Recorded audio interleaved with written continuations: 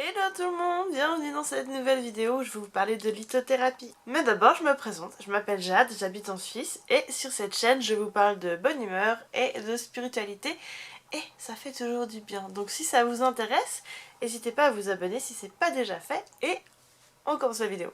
Donc vous êtes nombreux à aimer la lithothérapie sur cette chaîne et du coup j'avais envie de vous donner des nouvelles infos par rapport à ça. Et vous avez été beaucoup en fait à me poser la question sur comment trouver ces pierres, où les acheter, comment faire. Du coup, comment choisir ces pierres? Je vais vous expliquer ça tout de suite. Donc on trouve des pierres, des cristaux et enfin, tout ce qui concerne la lithothérapie un peu partout maintenant parce que c'est vachement à la mode. Et j'aimerais vous dire que, alors c'est cool que ce soit à la mode, franchement je trouve ça chouette, mais faites attention. Allez pas acheter vos pierres n'importe où.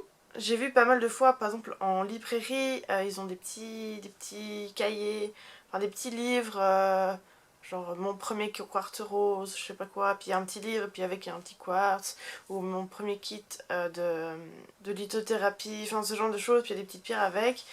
Euh, L'idée est chouette. Après, personnellement, je suis pas convaincue parce que on peut pas vraiment choisir sa pierre. C'est la même chose en fait sur internet. C'est un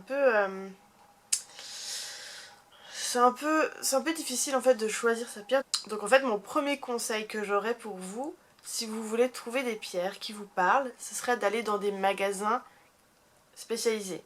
Donc vous pouvez trouver des pierres dans des magasins de minéraux ou un peu plus ésotériques.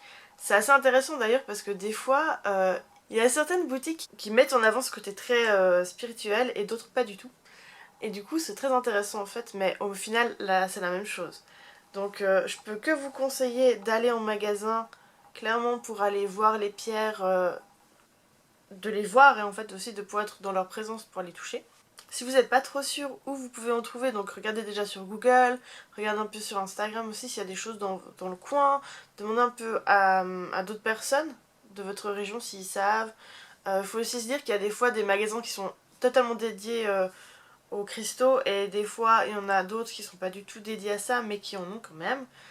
Donc faut pas hésiter. Après toutes ces grandes chaînes, par exemple des magasins, je sais pas, il me semble que j'en ai vu par exemple chez Nature et Découverte, je sais pas si vous connaissez Nature et Découverte. C'est un magasin où il y a des livres, des jeux et tout ça. Et ils ont aussi des pierres, quelques-unes. Et du coup ça, je me dirais pourquoi pas.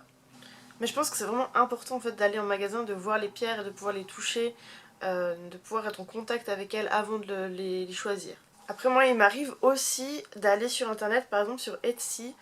Je vais chercher quelques pierres comme ça parce que il y a certaines pierres, je les connais suffisamment pour savoir qu'elles peuvent m'apporter des choses. Donc en général c'est pas des pierres que je découvre, c'est plus des pierres que j'ai déjà et que j'achète à plusieurs exemplaires. Par exemple la labradorite parce que c'est ma pierre préférée. Mais peut-être que vous pouvez aussi aller sur Etsy pour aller trouver un peu ce qui vous plaît. Là aussi, faites attention un peu. Enfin, c'est aussi une question d'intuition et comment vous vous sentez par rapport au magasin.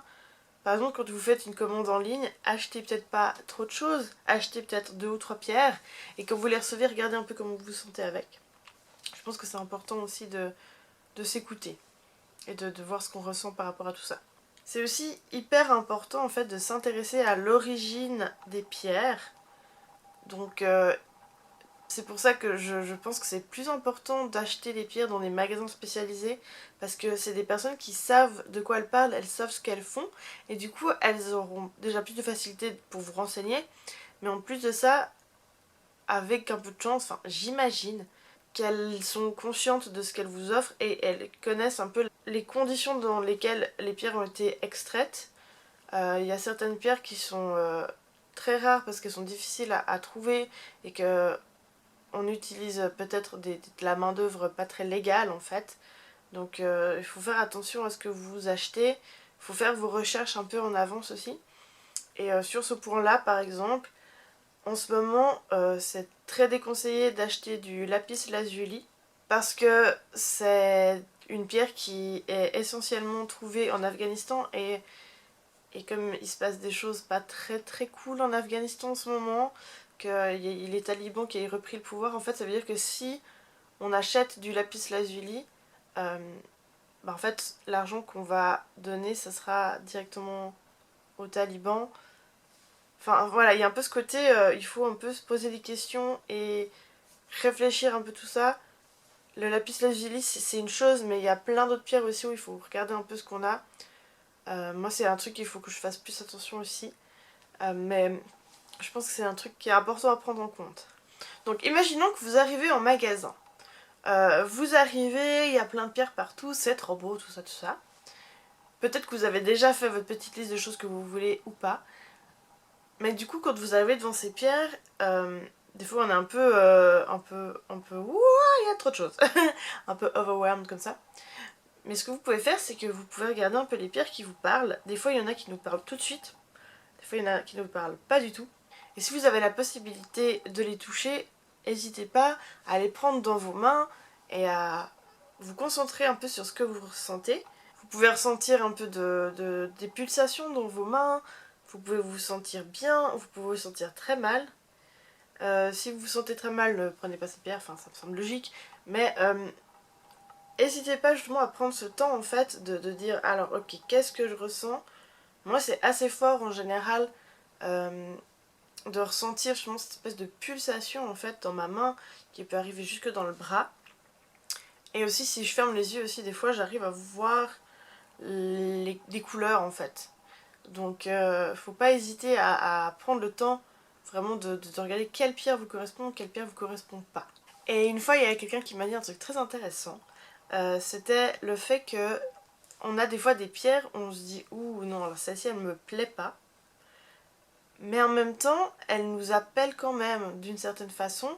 Et des fois c'est intéressant de voir justement si c'est pas quelque chose qui pourrait être bénéfique pour nous, donc avec des choses sur lesquelles on peut travailler.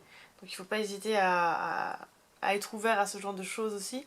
Si vous êtes du genre à avoir votre petite liste de pierres que vous voulez avoir, soyez aussi ouvert au fait qu'il y a certaines pierres qui vont vous appeler alors que vous l'avez pas prévu en fait. Ce que vous pouvez faire aussi pour choisir votre pierre, je pense que c'est important de faire vos recherches à l'avance. Réfléchissez un peu aux points sur lesquels vous voulez travailler par rapport à vous-même. Par exemple, si vous êtes quelqu'un de timide, vous voulez gagner en confiance en vous, ou alors vous êtes quelqu'un qui a beaucoup de colère en lui. C'est des choses comme ça, réfléchissez un peu à ce que vous auriez besoin. Après, vous pouvez faire des recherches, donc il existe des livres, vous pouvez s'y retrouver sur internet, c'est hyper facile maintenant. Je vous conseille juste de faire plusieurs recherches parallèles pour pas juste avoir une seule source qui vous dit cette pierre c'est ça, et puis voilà. Regardez que cette pierre ça soit bien ça dans plusieurs sources différentes, comme ça vous aide. Et essayez de vous faire une petite liste justement de choses sur lesquelles vous voulez travailler, parce que vous pouvez aussi après demander justement de l'aide à la personne qui tient le magasin de pierres. Je pense que c'est des personnes qui sont très bien placées pour vous aider. Et aussi, parfois, il arrive qu'on se retrouve devant toutes ces pierres et qu'il n'y en ait aucune qui nous parle. Alors, c'est pas grave. Dans ce cas-là, vous pouvez soit un peu persévérer, soit vous laisser tomber et tant pis, c'était pas des pierres pour vous. Ou alors, moi, ce que j'aime bien faire, quand il y a un peu trop de choix et que j'ai pas forcément le temps, et que je suis avec mon fils, parce que mon fils, il aime bien aussi tout ce côté cristaux et lithothérapie, et du coup, je lui demande de choisir pour moi. Et du coup, si vous êtes à plusieurs, si vous êtes à deux par exemple, et que vous avez la possibilité de choisir pour l'autre, de se dire ah bah tu penses que quelle pierre me ferait du bien. Et puis du coup ça fait du bien en fait de se... Chacun s'offre une pierre et c'est trop chouette de faire ça. Donc voilà, c'est mes petites astuces pour vous aider à choisir vos pierres. J'espère que ça vous aura été utile. Dites-moi dans les commentaires ce que vous en avez pensé, s'il y a des choses que vous faites déjà et d'autres choses auxquelles vous n'aviez pas pensé du tout. Dites-moi aussi où vous trouvez vos pierres, ou alors quelle est votre pierre favorite. Enfin, racontez-moi plein de choses sur la lithothérapie parce que j'adore ça. Racontez-moi tout ça en commentaire et on se verra tout bientôt pour une nouvelle vidéo. Allez, bye bye!